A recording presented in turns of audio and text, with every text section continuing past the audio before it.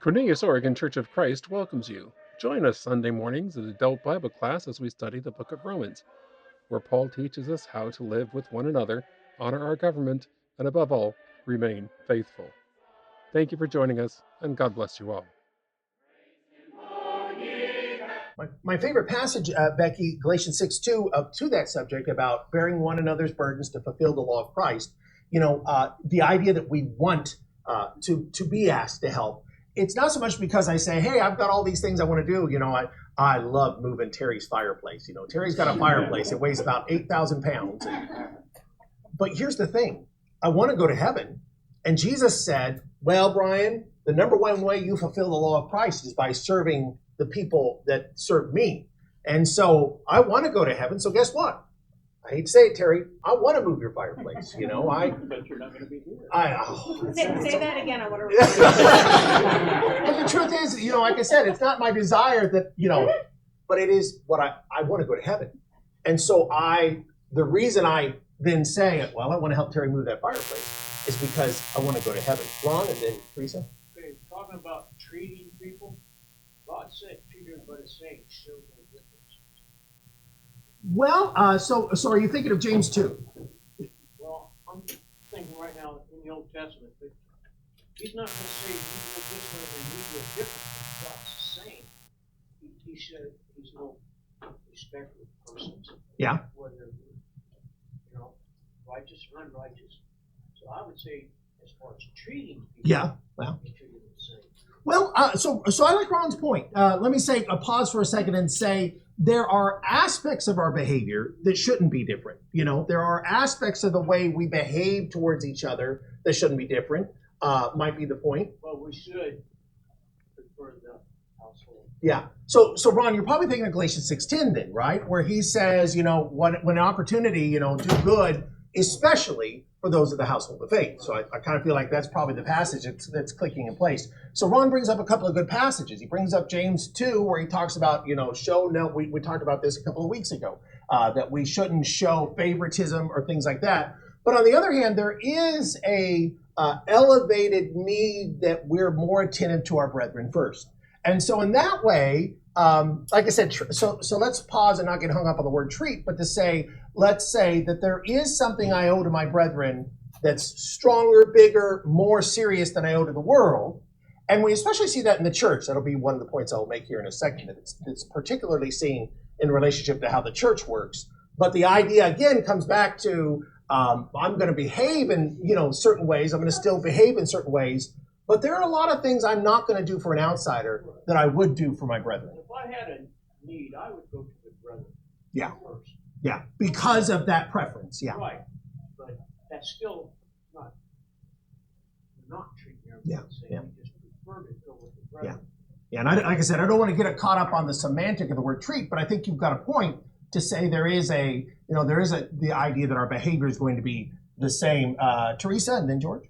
Well, I was going to use Galatians 6:10 also, but Yeah. also 1 Peter 1:22. We're to love one another fervently with Yeah. a pure heart. Yeah. And we're not going to love everybody that way.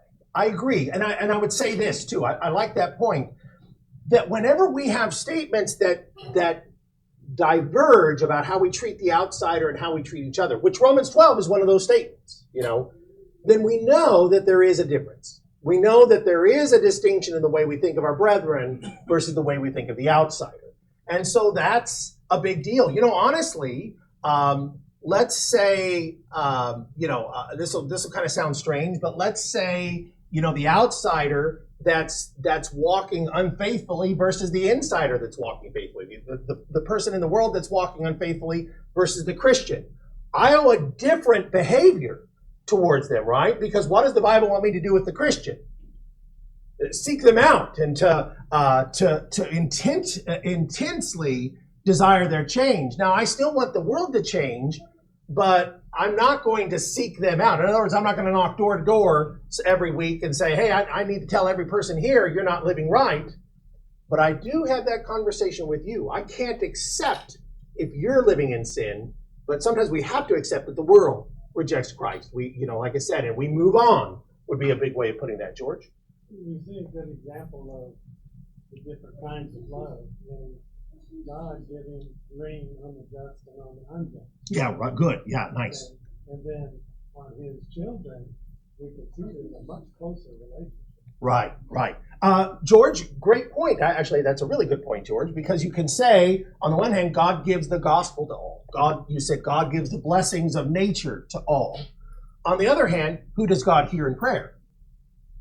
His people, yeah. Fundamentally, generally speaking, his people are who he's going to listen to, who he's going to respond to, who he's going to consider. That's a big difference. That's a huge difference. But it's a great illustration of the idea that there are some things that are universal and some things that are not. But again, what we're establishing by Romans 12 is that there is a different perspective for how we look at the outsider. What's really important is how that comes down to the church. And this, just let me make the plug to say, was the church designed to provide for the needs of the outsider? Physical needs. And we all shake our heads, no, the church isn't designed for that. And I say it's not designed for that. We could also say it's not authorized to do that. We don't see any way that the scriptures give an authority for the church to do that. Now you might say, but the church is authorized and designed to deliver the gospel to the outsiders. So we could say, well, there is that element of things, but the church's benevolence, recently got into a discussion where somebody was talking about, they were saying, churches are hypocritical because they never want to help people. And I was trying to say, well, could you show me that the Bible wants a church to be the social welfare fixer of society? Because the truth of the matter is, I know the church is equipped to spread the gospel. Is the church equipped to deal with poverty? No, only the federal government is, right? It's interesting to say, and I usually make that same jest, to say it's interesting because the federal government takes in 1/3 of my income to deal with that problem, and how well have they dealt with it? And the answer is, well, maybe not effectively. And maybe and what does Jesus say about the effectiveness of dealing with that problem? You'll never solve it, he says. Yeah, the poor you will always have. You're not going to fix that. The church isn't even designed. It's not even close to designed to deal with that issue. It's not even remotely designed to deal with that. It's only effectively able to deal with those within. And this is something to say, to consider. Paul makes a statement about judging in 1 Cornelius chapter 6. He says the church doesn't judge those on the outside, it judges those on the inside. That's an important statement that Paul is making, which again is to say our point isn't, we can't say, hey, we're going to remove our relationship with an outsider. We don't have a relationship with an outsider. Paul says it's not our place to sever a relationship that doesn't exist. He says it's instead with the insider. Stanley, please.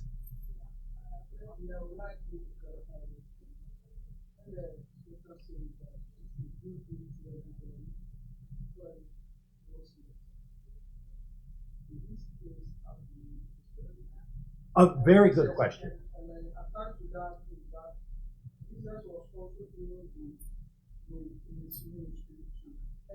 Okay, very good question. Very good question.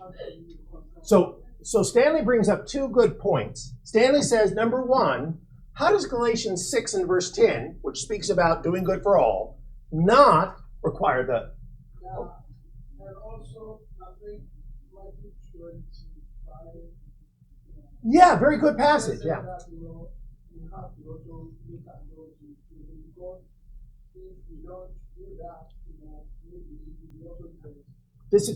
That's a great question. So let's bring those passages in. So Stanley's question, I'll repeat it so you understand it.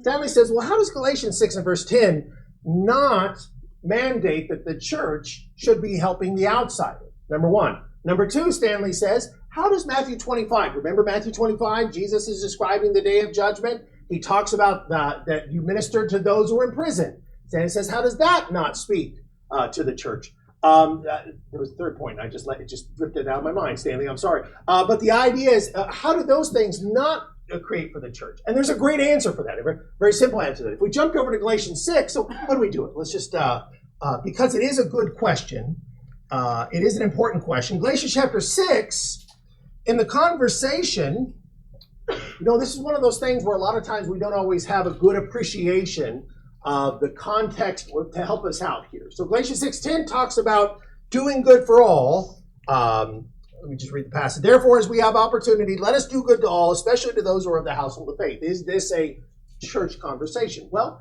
we jump back to the context of the passage. When he starts talking about, in chapter 2, it talks about those who are overtaken, Verse 2, bear one another's burdens. But here's what's interesting. There is a shift at verse 3 where he says, if anyone thinks himself to be something when he is nothing, he deceives himself. Let each one examine his own work. So what was the subtle shift there in the passage? Not too subtle, actually. What did we move away from? A conversation about things the church does to things that an individual Christian is responsible for. Now, I pause for a second. You can follow through this, through the rest of this passage. Talks about sowing in the flesh, reaping in the flesh, sowing in the spirit. Don't grow weary of doing good. These are all things that, they fit nicely into a conversation about what God expects of me personally. Galatians 6:10 is a great parallel to James 1:27. James 1:27 is a passage that talks about pure and undefiled religion. And he says, pure and undefiled religion before God the Father is this, to visit widows and orphans in their trouble. I like this because here is a doing good for all. Kind of says, in particular, those that have need. But then he says, and to keep oneself unspotted from the world. With that statement, is this passage for the church or for us as individuals? Individuals, yeah. So to answer Stanley's first comment or question, Galatians 6:10, does that not mandate that the church is to take care of everybody? Well, the answer is Galatians 6:10 is specifically a command to the individual Christian. As he says, each one bears his own load, his own work that he does. And what is that work? To keep oneself unspotted from the world, to visit widows and orphans, or to take care of the needs of those, with Galatians 6:10 being a great modifier that says, as we have an opportunity. I am expected to do good for every person I get a chance to do for. Galatians 6:10 says, but with a priority, Brian, to your brethren. So that's a first important point. Let's now jump over to Matthew chapter 25. Second passage that's brought up here, a question, and it's a great question. Matthew 25 talks about, he gives a list. And Jesus says, on the day of judgment, I'm going to be asking some questions about people, that you saw or you visited, the hungry, thirsty, strangers, those who were naked, those who were sick, those who were in prison, and did not help. The word minister means to help. Did not help them. Now, Jesus actually specifically gave us a qualifying statement about these things. As he divides all this up, he says, in verse, I gotta find my verse. Here it is, verse 40. The king answers when people say, well, Lord, Jesus says you did it to me. And the king said, they said, well, Lord, we didn't see you. Verse 40, Jesus will say, the king will answer and say to them, this is Matthew 25, verse 40, assuredly I say to you, inasmuch as you did it to one of the least of my brethren. Jesus actually very specifically qualified this conversation by saying this was something that we do for our brethren. Now, I'll pause and I'll say, I have no problem saying I also might do this for the unbeliever.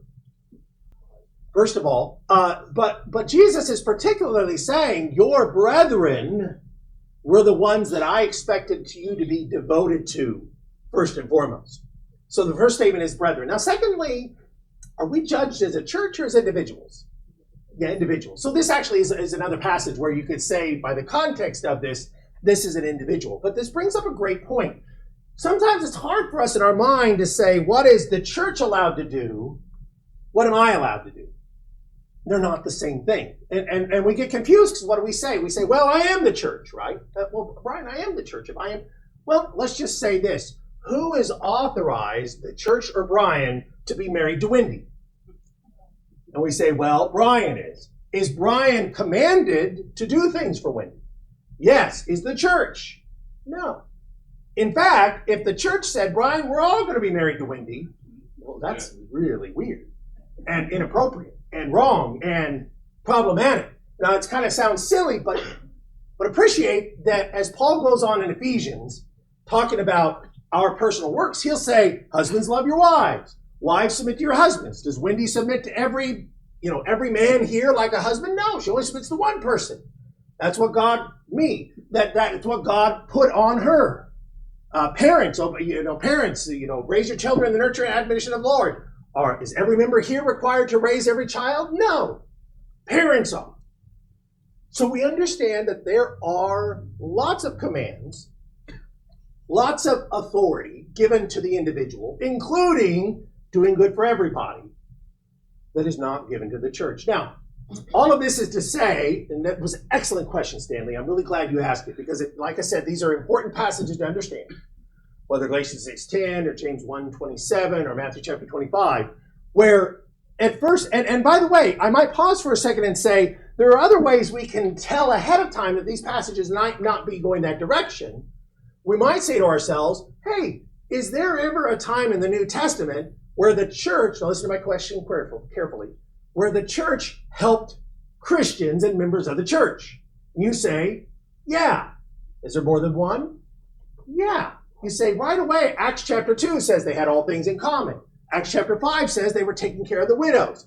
Acts chapter 11 says that there was a famine that they sent help to the saints for. Let's jump over to Romans chapter 16 talks about this famine collection taken up. 1 Corinthians, 2 Corinthians, these all talk about helping the saints. So we have a lot of times in the New Testament where we see that the church was helping Christians. Or as an example, that the church helped people that weren't Christians. We're quiet because there's not one example of that. Now that would be pretty significant. That we say, well, there isn't a time. Probably the closest somebody says is I've heard somebody say, well, maybe Galatians 2 where it says Paul was taking money to help the saints, to help the needs of the poor, Galatians 2. Well, that is interesting, except that we know the context of that conversation is Acts chapter 11, where it says that the poor were the saints. And a little further on in Galatians, he says it was about the saints. So actually, there's no time in the New Testament where we see an example where the church helped. Now, I remember the other point now. So Stanley said, well, what about when Jesus was helping the poor? And that's a great question. But when Jesus was helping the poor, what was he helping the poor in the context of, Teresa? Well, when he fed them as an example, then they went away, he was like, they were only here for the food. They weren't here to hear what I have to teach them. Right. And if somebody wanted to say to me, Brian, I see an authority for us to miraculously feed people, I'm still going to say I don't think that's the case. Why not? What's the big difference between every miracle Jesus did and us today? Or not just miracles, but everything Jesus did in his ministry. What law was he under? The law of Moses. And the law of Moses talked a lot about these things. Now, when Jesus is helping the poor, I guess we might even make the case to say, I'm going to say this carefully because I haven't thought this through. So that's a dangerous thing. But I can't think of a time where Jesus actually financially, because they did take up money. Remember, it mentioned that they had some money for the poor. And whenever the alabaster flask is broken, they're saying the flask is broken. They say, we should have given that money to the poor. So they had money for the poor. It mentions that Judas, we'll talk about Wednesday, had taken some money from that were going for the poor. But who were the poor in Jerusalem?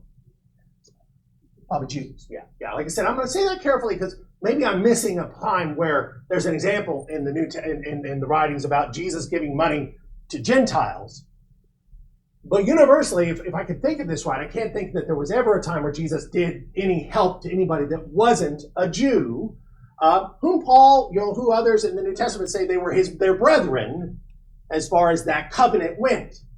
And did the covenant of Moses give requirements to take care of each other? Yeah, it kind of did. It talked about things like you glean the fields and such.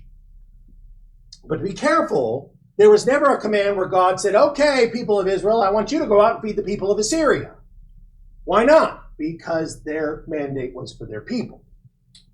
Third point I'll make to this, and then I will stop, and you've got any questions or thoughts. And Stanley, I'm sorry to give you such a big answer, but it's a great question. The third thing I say is this. If no example exists of it, if no statement exists of it, we can also draw some conclusions by saying, well, how did Jesus finance the church? How does Jesus finance the local church? Members of the congregation, and what are they doing? They're each one giving 33% of their income. No, it's not a tax. It's not a tithe, right? There's no tithing in the New Testament. They're giving, Becky said, out of their heart. Somebody else used a different term. I think free will was what I wanted to get. Free will, which means to say, I give what I want. You know, the Bible is exceedingly clear that the money we give the church is only what we want to give. And there's no, well, you should be given more kind of conversation there. It's you give what you want to give. Now, I've always joked and said, could you imagine what the government would be like if we only gave them what we wanted to give them? I think we'd probably all give them something, because I like roads, I like police, I like fire departments, maybe I like having an army. So I might say, okay, I'll give you X amount. But the point is, all of us, if we said, you're only going to give the government what you think that you want to give them, what would that necessarily mean the government could do? Brian, you're out of a job. Well, Brian pays for his own job, so that's right. He's like the only government agency that pays for themselves. But I can't think of anybody else who's a government employee. But the point is, there'd be a lot of people, a lot of positions, a lot of works in the government that would be gone. Could you agree that probably 90% of the government would be gone if you said we're only going to pay what we think we should pay? What does that say? It's kind of like saying this. If I said, Dave was just telling me this morning that he's got some people picking up some firewood. If I said, hey, I'd like a load of firewood, and I give you a little red wagon, how much firewood am I expecting you to take? Maybe, enough for today and tomorrow, right? Jesus is giving us a small wagon when it comes to finance of the church. He's saying the only money you're taking up, he doesn't say you're not going to be, selling bonds or, all sorts of things. He says all you're going to do is just give what you feel is appropriate. That's a little wagon, which means there can't be too much that we're expected to be doing with that. That, in other words, we use the term necessary inference, is that if we're only taking a little bit of money into the church, then we're really only supposed to be putting a little bit out. In other words, not something enormous. And if I said our job is to feed the poor, then you know what I'm suggesting? That Jesus failed to set the church up properly, because he didn't authorize us a way to get that done. But I do think that Jesus authorized and gave us a way to preach the gospel, or to pay for the needs of the needy saints among us. Sometimes, like I said, we can even help the needs of saints other places as well. I think we're perfectly designed for that. So in the end, I can see that there's a substantial difference. So this was a great question. Sandy, got something to follow up with. Go ahead. I think I was also concerned as for the New Testament. I think about it because I've not seen even a single situation where the church is actually did anything good, or maybe send money or something like that to those outside. And even in the case of Jesus, just said that the people that is wicked, people that are not supposed to be wrong. And I think in the case of the Phoenician woman, maybe she was a proselyte or something like that, because they gave evidence that she does example for the Lord. So to me, I agree with you. It's good. The Phoenician woman had come to my mind trying to remember what they helped her with, and they had helped her with a miracle. And it's interesting because what does she say? She says, well, because Jesus says, well, I can't give the food to the dogs. I have to give it to the children, which is really a very, I wouldn't have said it kind of statement. And the woman says, yeah, but the dogs just still eat the scraps of the kids. And he says, well, you're right. And so he heals her. It's very interesting that he does that. Now, Stanley, well, I tell you what, Stanley, that's a good comment. I'm going to stop because I could keep going and I don't want to take too much more time. I've got to set Matt and Michael up for next Sunday. So, but Stanley, I'm really pleased you brought this question up. And let me just ask around. Does anybody else have a comment or question related to that conversation? As I said, it's a great question. I imagine all of us know of churches or have been in churches that might have been a little, to help everybody. Well, like I said, hopefully this kind of helps us to see a little more what the church is charged to do. And again, I always like to say when somebody says to me, well, Brian, the church should be fixing the problems of society. I always love to say, well, the church can by the gospel. The gospel can fix every problem in our world. It can fix poverty. The gospel can fix it. The gospel can fix war. The gospel can fix racism. The gospel can fix every problem of society, and we are completely equipped to preach it. That's what God envisions for society. And so I love that. And like I said, if anybody else had a comment, if you want to bring something to me afterwards too, like I said, this great opportunity. So Stanley, I do appreciate that comment. I want to go ahead and jump back to the text. And I want to remind us as we move forward here, as he talks about, bless those who persecute you. Again, we said we're probably talking about the lost here last week. We said verse 15 is probably talking about those who are Christians. And verse 16, verse 17 could be either, but let's go ahead and go and say that this is towards the unbeliever. Having regard for good things in the sight of men. We finished there. And we talked about that. I think that's an important verse because I think that statement sets us up for something that he's going to say in chapter 13 and verse 7, where he says, render therefore to all their due, taxes to whom taxes are due, customs to whom customs, fear to whom fear, and honor to whom honor. I believe that Romans chapter 12 in these passages is loading us for the conversation in Romans chapter 13, where he is saying, your job as Christians, fundamentally in the world, is that you are, verse 18, if possible, live peaceably with all men. Now, why do I tie that to Romans 13? Last Wednesday night, Greg led us in a prayer service, and Greg or somebody read 1 Timothy chapter 2. 1 Timothy chapter 2 says that we are to be praying for whom? Do you remember? Well, for everybody, but he kind of, I think you're right, Greg. You got me. I'm going to point to Greg. But he says in particular, he says, you're praying for your leaders. Now, he doesn't say pray for your leaders because I want their lives to be great. He says pray for your leaders because I want us to live peaceably.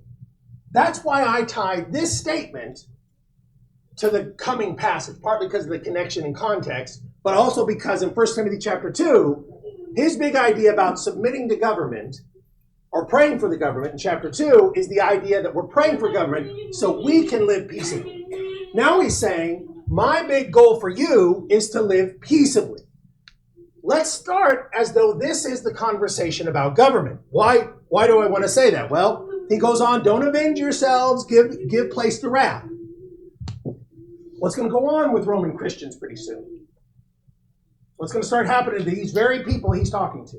In 10 years, what's going to happen, Teresa?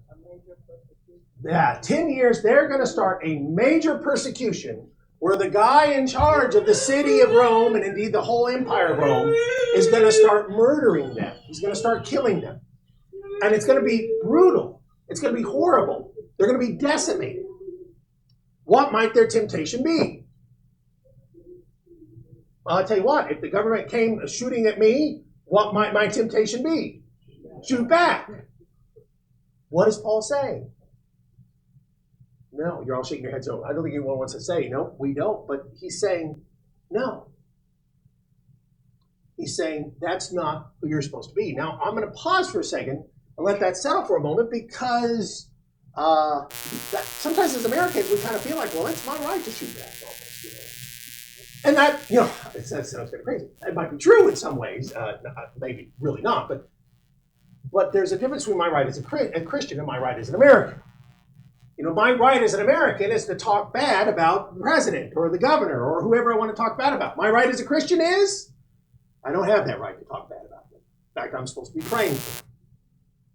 Paul's trying to get us to say, the way you think is different than the way the world thinks. The way the world thinks is if somebody wrongs you, it's your job to get back at them. Now Paul is saying, if somebody wrongs you, what? Now he's not saying you just give up. What's he saying? He goes on to say, you don't avenge yourselves. Rather, you give place for what? For God to do. Now, by the way, there's a whole section of a book in the Bible that's nothing but God's going to get back at the Romans for what they've done to Christians. It's the book of Revelation, where he says, he's going to drop the hammer on the Romans. And he does over time. But he says God wants you to be patient. It's not your job to get back at them. You know, it's important because you can go back to the Old Testament and you can see that there's a lot of times where God told the Israelites, it's not your job to take care of these people. I think of Hezekiah.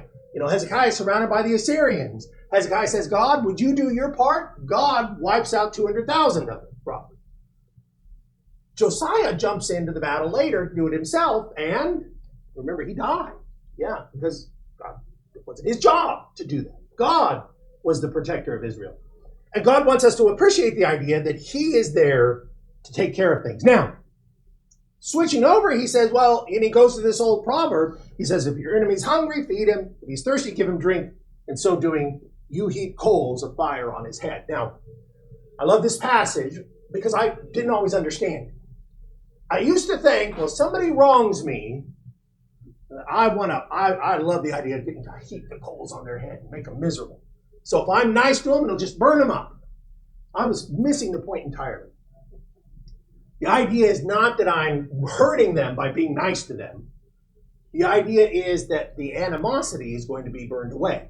That, somebody once said it's kind of like putting on coals of heat on ice. It's just going to melt away. That I'm going to dissolve animosity. That's the point of this statement. My enemy's hungry, feed him. If he's thirsty, give him a drink. There's an old anecdote, I don't know if it's true or not, about Abraham Lincoln where, he had a really ruthless cabinet. Abraham Lincoln's very interesting for having a very ruthless presidential cabinet. And the story goes that they had said, hey, that senator over there is opposing everything you do. You got to destroy him. We can get good gossip about him. We can catch him, doing something terrible and blackmail him, or, we can threaten him. But we've got to destroy this man. We've got to ruin him. And Lincoln says, okay, you're right. We've got to ruin him. And sometime later, the story goes that this cabinet member saw Lincoln and the senator laughing and eating dinner together. And he was furious. He went to Lincoln and said, you were supposed to destroy him. And he said, well, I did destroy my enemy. I made him my friend. And I always thought, that's good application. Like I said, it may not be a true story, but it's a good anecdote or application of what Paul is trying to say here.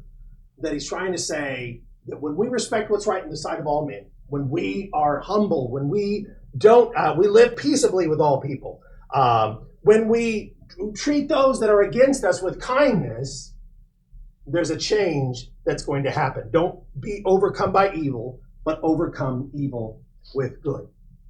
Overcome evil, overcome it with good. George? It's interesting when you look at the phrase keeping the coin upon his head, that he has just told them to do a couple of good things.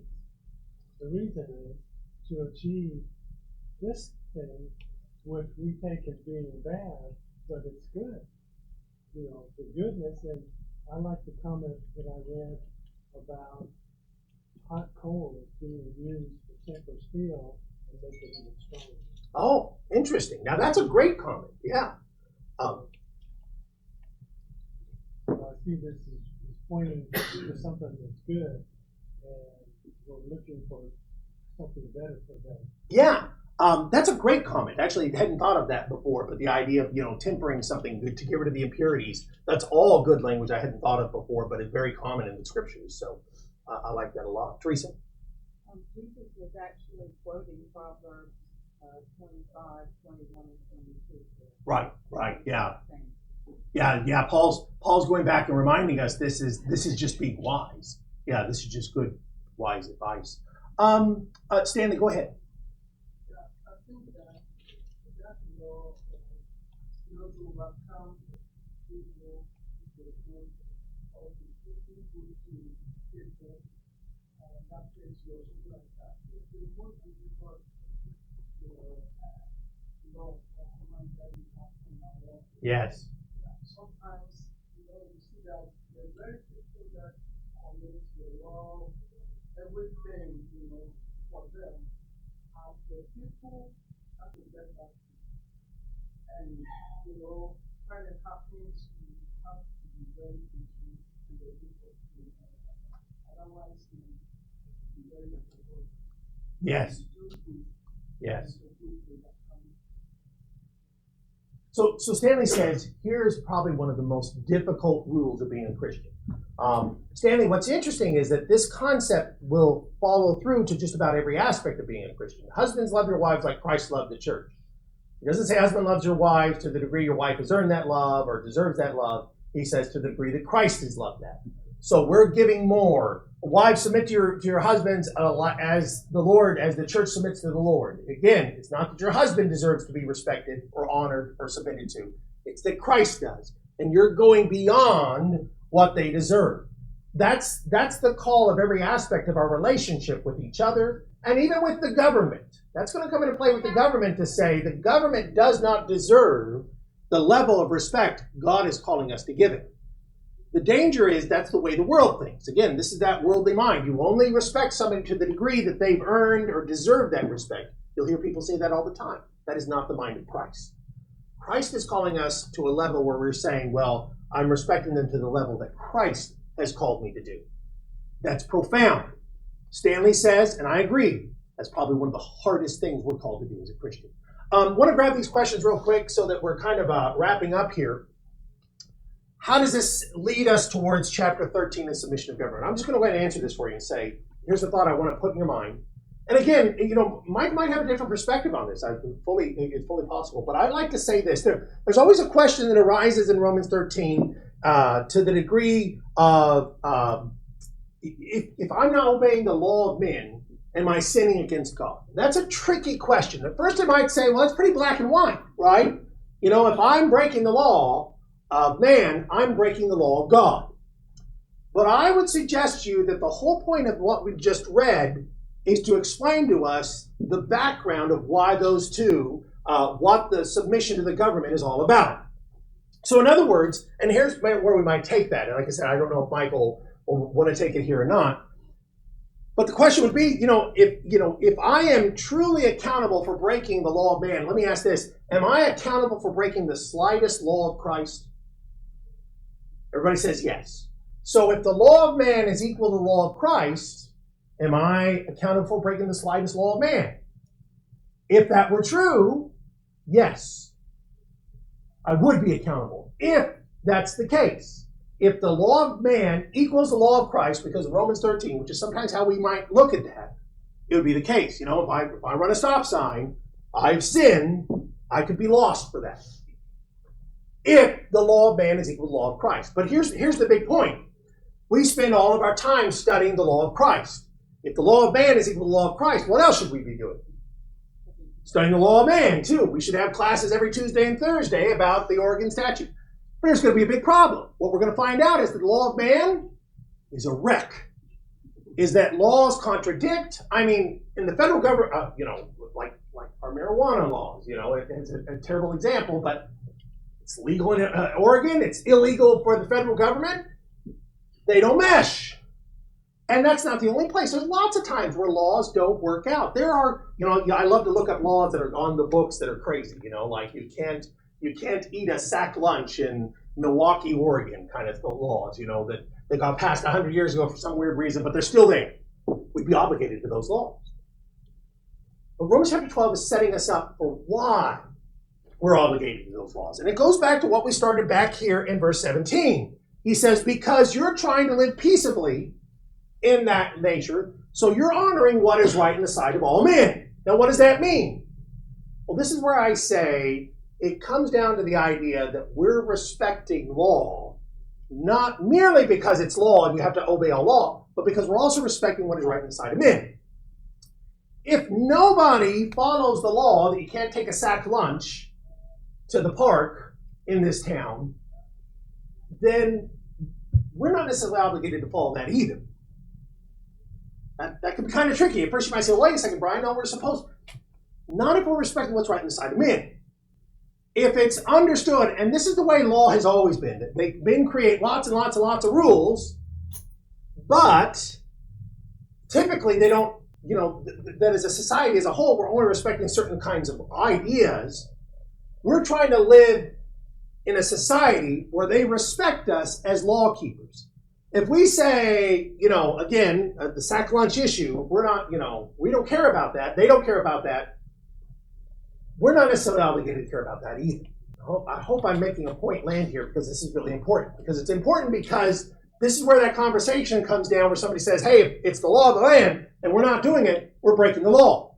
Esther's a great example. The law of the land was kill the Jews. You're not going to do that. And this is why we always say, well, there's a point where, as Paul said, or Peter said, we obey God rather than man. There's a purpose to us obeying the government. It's so we live peaceably among them. Not because man's law equals God's law. Now, Paul's going to put weight on that by saying their authority comes from God, so you need to honor them. But that honor isn't equal to the honor we give the law of Christ. There's a difference. I'm done. I've loaded a terrible gun for Michael for next week. He's going to have to deal with. But Michael, I appreciate you taking care of that, and we'll pick up here next week. Thanks so much for all your time and comments.